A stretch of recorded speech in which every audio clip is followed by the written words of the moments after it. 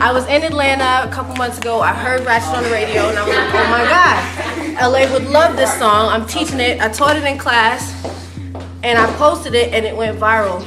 People just started doing it. We didn't even ask nobody. Then that's how the Ratchet Challenge happened. And now it's worldwide, inter-fucking-national. How do you feel about going internationally viral? I told Scotty, I said, Scotty, if I do this and make it a challenge, the world's gonna do it. He was like, word? I was like, yes. And then he was like, yo, people around the world is really doing it. And I was like, duh.